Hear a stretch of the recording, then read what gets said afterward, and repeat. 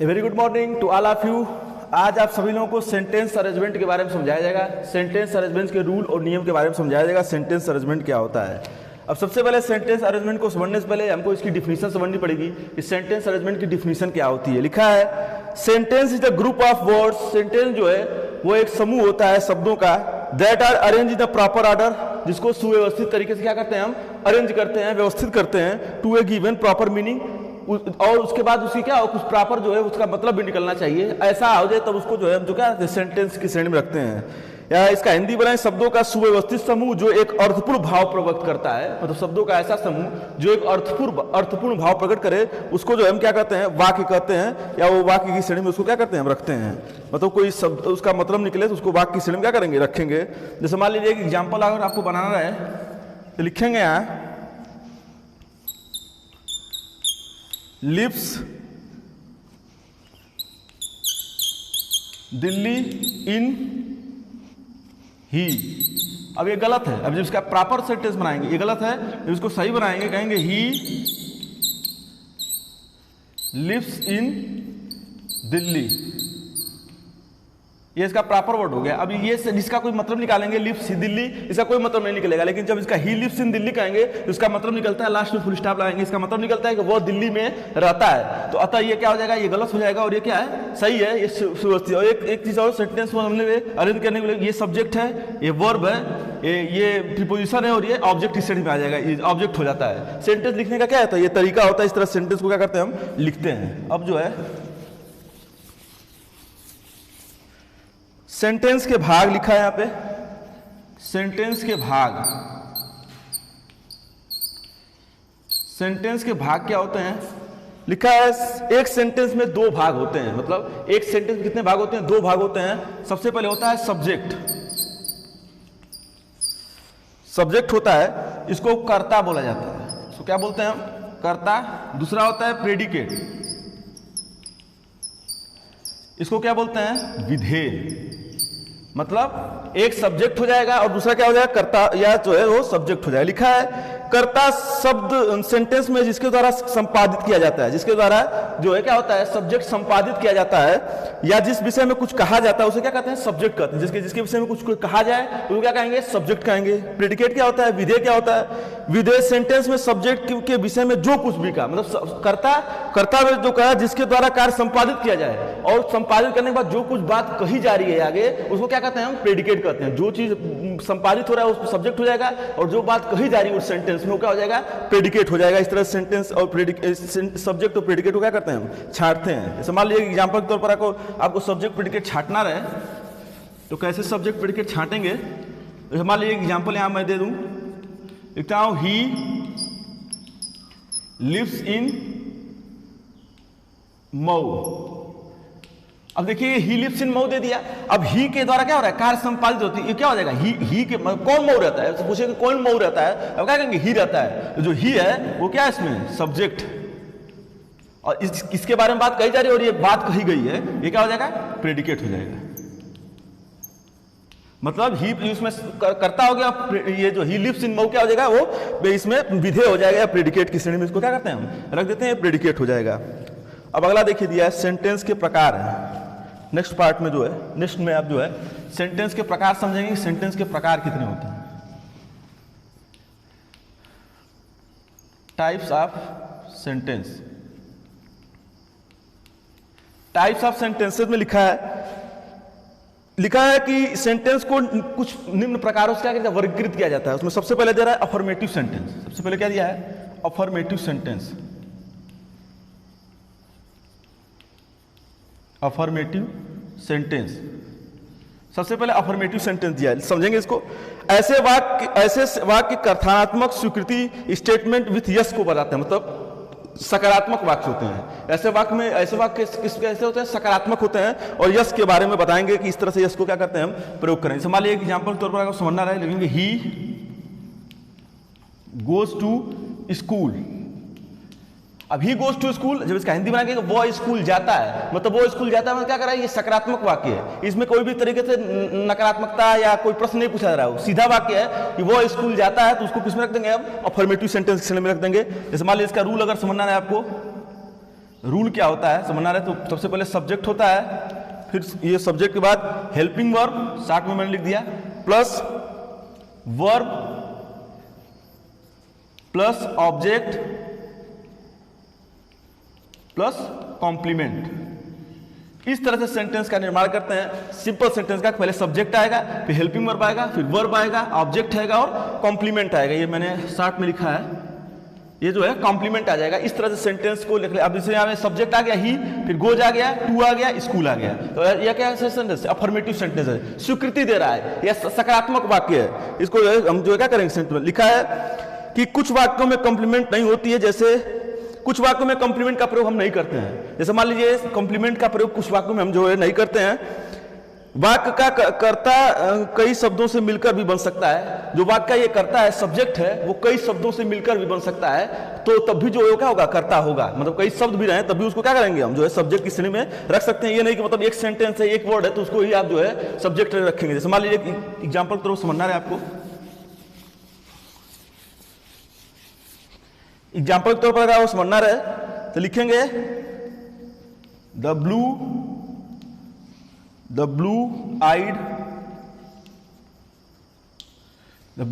blue eyed girl is my classmate। अब देखिए यहाँ पर द ब्लू आइड गर्ल, ये क्या हो गया, पूरा एक सेंटेंस, पूरा एक सब्जेक्ट है। ये क्या है, सब्जेक्ट है, मतलब वही बताया कई शब्द को मिला के भी सब्जेक्ट बनते हैं, पूरा सब्जेक्ट हो गया। नीली आंख की लड़की मेरी क्या है, क्लासमेट है, मेरी सहपाठी है। तो ये नीली क्लास की लड़की है, जो है नीली आंख वाली लड़की है, क्या हो जाएगा, सब्जेक्ट हो जाएगा। इज माई क्लासमेट क्या है, वो जो है वो प्रेडिकेट की श्रेणी में क्या करते हैं, सेंटेंस को बनाते हैं। मतलब कई वर्ड को मिला के भी हम सब्जेक्ट क्या करते हैं, उसका निर्माण कर सकते हैं। अगला देखिए दिया है, या अफर्मेटिव आप समझ रहे थे। नेक्स्ट देखिए दिया है negative sentence. Negative sentence, negative sentence का मतलब आप जानते हैं, इसका मतलब होता है नकारात्मक वाक्य। निगेटिव सेंटेंस का क्या मतलब होता है, नकारात्मक वाक्य। लिखा है ऐसे सेंटेंस कथनात्मक नकारात्मकता को बताते हैं। नकारात्मकता मतलब नाट, नकारात्मकता को बताते हैं, मतलब नो या नाट बताएंगे।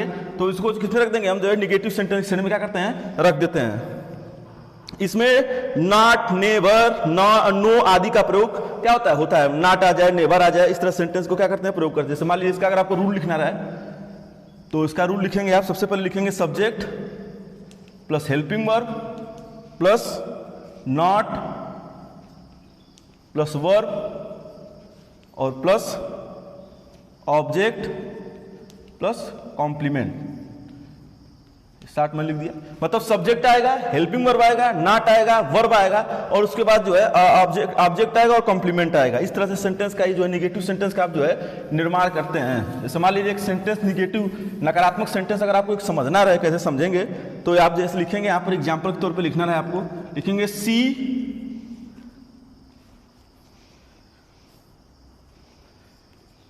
Can not come here. अब ये नकारात्मक वाक्य है। अब देखिए दिया है यहाँ पर सब्जेक्ट क्या हो जाएगा, ये सब्जेक्ट सी हो जाएगा, कैन नॉट क्या हो जाएगा, इसमें हेल्पिंग वर्ब हो जाएगा और नॉट का प्रयोग किया है, कैन हेल्पिंग वर्ब नॉट का प्रयोग किया है, कम क्या है, वर्ब है और ये जो है ऑब्जेक्ट की श्रेणी में आ जाएगा, या ऑब्जेक्ट हो जाएगा, कॉम्प्लीमेंट और लास्ट में वाक्य कंप्लीट हो गया। अब जैसे मान लीजिए सी कैन नॉट कम हियर, वो यहाँ नहीं आती है। अब नहीं आ गया, नहीं सब सेंटेंस प्रयोग कर दिया, तो उसको किसमें रखते हैं हम, निगेटिव सेंटेंस में या नकारात्मक वाक्य में जो है क्या करेंगे, उसको सेंटेंस को जो है कैसा, किसका सेंटेंस है, निगेटिव का। ये किसका सेंटेंस है, निगेटिव सेंटेंस है ये। इसमें ना कैन नॉट आ गया तो इसको किस रख देंगे, निगेटिव सेंटेंस श्रेणी में क्या करते हैं, रख देते हैं। और लिखने का तरीका यही, subject, helping verb, not, verb, object और कॉम्प्लीमेंट। ये जो है क्या होता है, निगेटिव सेंटेंस लिखने का तरीका होता है। नेक्स्ट है निगेटिव सेंटेंस, हमने लिखने का तरीका समझा, निगेटिव सेंटेंस लिखने का तरीका आप देख समझाएगा। अगला है interrogative sentence. Interrogative sentence, interrogative sentence का मतलब होता है प्रश्नवाचक वाक्य। इसका हिंदी बनाएंगे, कहेंगे प्रश्नवाचक वाक्य, मतलब प्रश्न पूछा जाएगा इस सेंटेंस में। लिखा है ऐसे सेंटेंस प्रश्नवाचक भाव प्रदर्शित करते हैं, ये दो प्रकार के बनते हैं। मतलब ऐसे सेंटेंस क्या होता है, प्रश्नवाचक भाव प्रकट करते हैं। जैसे हेल्पिंग वर्ब से बनते हैं, कुछ सेंटेंस हेल्पिंग वर्ब के प्रयोग के बनते हैं। जैसे मेरा एग्जाम्पल के तौर पे दो तरीके से बनते हैं। एक तरीका है कि सेंटेंस में हेल्पिंग वर्ब से बनाया जाए और दूसरा तरीका है कि प्रश्नवाचक वर्ड से बनाया, जैसे व्हाट आ गया, व्हेन आ गया, वेयर आ गया।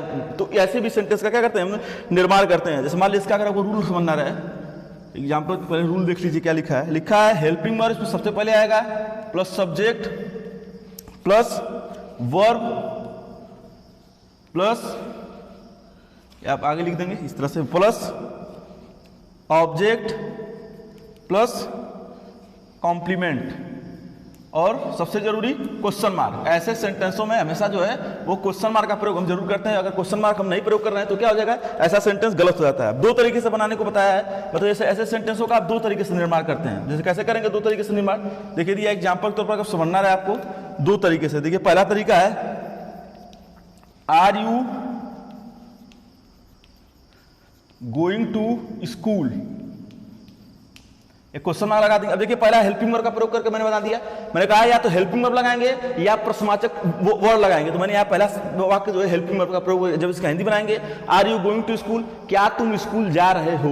अब क्या का प्रयोग यू के साथ आप जानते हैं आर का प्रयोग होता है। और ये कैसा सेंटेंस बना है, प्रश्नवाचक सेंटेंस है। और इसका प्रयोग जो है हम क्या कर रहे हैं, हेल्पिंग वर्ब का प्रयोग करके प्रश्नवाचक चिन्ह का प्रयोग क्या कर रहे हैं, प्रयोग कर ले रहे हैं। ये हेल्पिंग वर्ब हो गया, ये फर्स्ट तरीके से आपने बनाया। अब सेकेंड तरीका क्या है, सेकेंड तरीका है लिखा है कि प्रश्नवाचक शब्द से बनते हैं, मतलब प्रश्नवाचक व्हाट आ जाए, व्हेन आ जाए, वेयर आ जाए, हु आ जाए, हाउ मेनी आ जाए, हाउ मच आ जाए।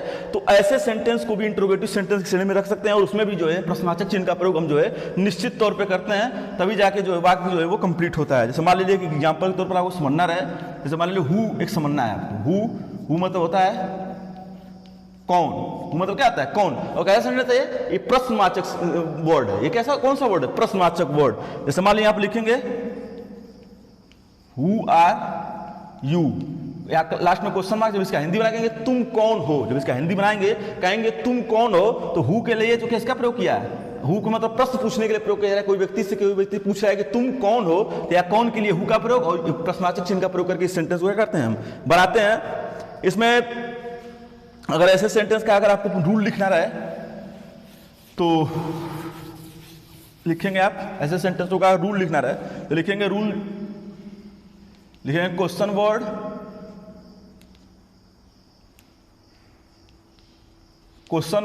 Plus helping verb plus subject plus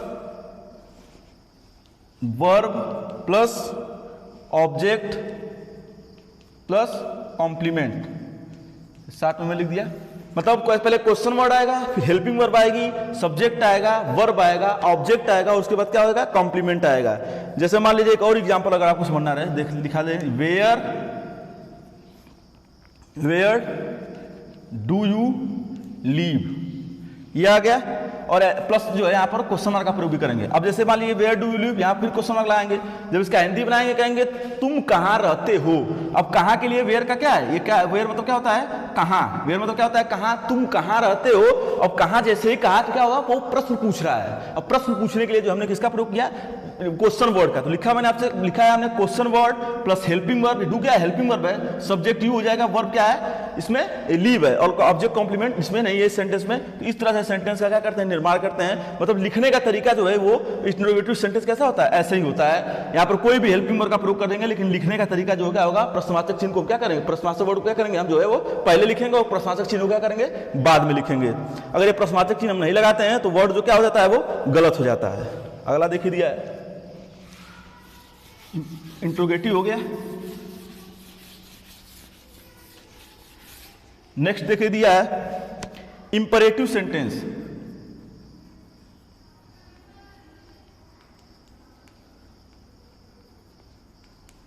imperative sentence क्या होता है, लिखा है ऐसे सेंटेंस प्रार्थना, आज्ञा, इच्छा इत्यादि प्रदर्शित करते हैं। जैसे मान लीजिए प्रार्थना आ गया, इच्छा आ गया, ऐसे सेंटेंस क्या होता है, ऐसे सेंटेंस का निर्माण जो हम करते हैं। जैसे मान लीजिए कि यह लिखा है डू आब्लिक डू नॉट, फिर प्लीज, फिर आब्लिक वर्ब प्लस ऑब्जेक्ट, इस तरह से इसका निर्माण करेंगे, सेंटेंस बनाना रहेगा। लिखा है इस प्रकार के सेंटेंस में सब्जेक्ट यू दिया होता है, मतलब इसमें यू को हम अपने माप से मान लेते हैं। मतलब एग्जांपल के तौर पर एक सेंटेंस बनाना है प्लीज से, लिखा है यहाँ पे please please go there, please go there लिखा है इसमें कि इच्छा इत्यादि प्रदर्शित हो। इस प्रकार के सेंटेंसों में सब्जेक्ट यू को हम क्या कहते हैं, मान लेते हैं, मतलब लिखा नहीं भी रहेगा तो क्या करेंगे हम, मान लेंगे। Please go there, please go there, वहां कृपया वहां जाओ। अब या इसको ये भी कर सकते हैं कि तुम कृपया वहां जाओ। लिखा नहीं है उसके बाद भी हम तुमको क्या करते हैं, मान सकते हैं। तो प्लीज का प्रयोग क्या करेंगे हम पहले करेंगे ऐसे सेंटेंसों में, और प्लीज का प्रयोग मैंने पहले कर दिया। फिर उसके बाद वर्ब क्या है, गो वर्ब है, और ऑब्जेक्ट क्या हो जाएगा, देयर हो जाएगा।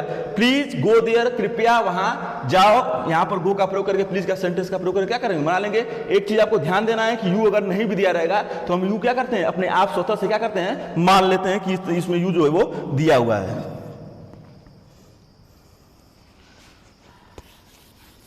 इंपरेटिव सेंटेंस है। अगला देखिए दिया एक्सक्लेमेटरी सेंटेंस।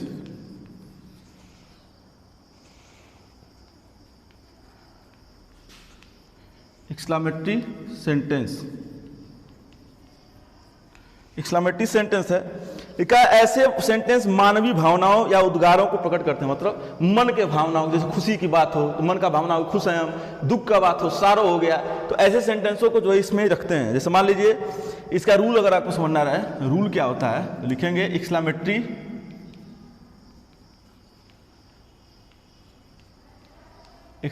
सेंटेंस, अरे एक्सक्लेमेटरी वर्ड होता है, सेंटेंस नहीं, exclamatory word plus adjective oblique noun plus इस तरह का प्रयोग करके इस सेंटेंस को क्या करते हैं, बनाते हैं। ऐसे सेंटेंसों में जो है अगर आपको चिन्ह का जानना रहे तो इसमें ऐसे इस तरह के चिन्ह क्या करते हैं, प्रयोग करते हैं। मतलब पहले वाले वक्त में क्वेश्चन वर्ड लगा रहे थे और इसमें जो इस चिन्ह का प्रयोग करके इसको क्या बोलते हैं, एक्सक्लेमेटरी साइन बोलेंगे।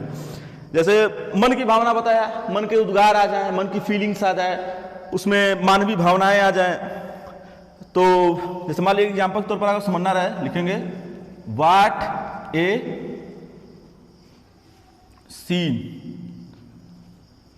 इसका हिंदी बनाएंगे कितना सुंदर, कितना दृश्य अच्छा है बोल सकते हैं। तो आप कोई दृश्य आपने देखा, आपके मन के उद्गार है, मन की भावनाएं हैं, तो आप मन की भावनाओं क्या कर रहे हैं, उद्धृत कर रहे हैं इस वाट के माध्यम से, और लास्ट में जो है आप क्या कर रहे हैं, अल्पविराम का प्रयोग करके बनाते हैं।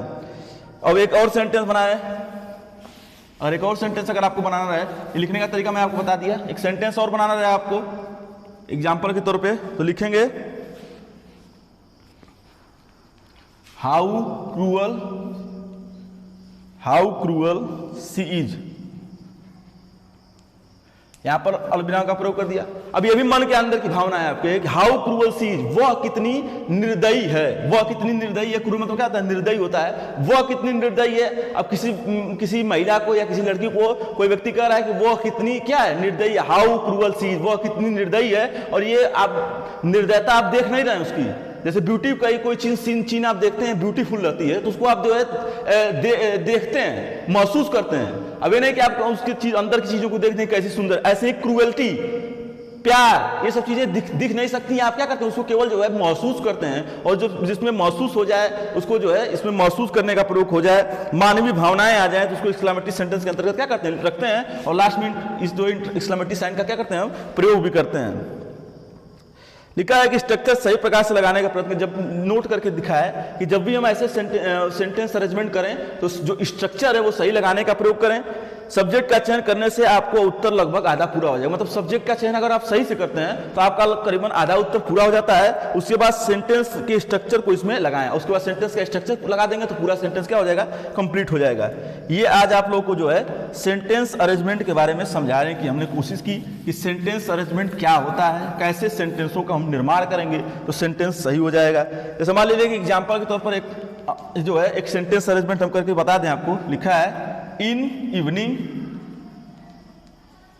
Evening play football we the. अब ये गलत, ये क्या है, गलत है। जब इसका हम अरेंज करेंगे तो ऐसे लिखेंगे वी प्ले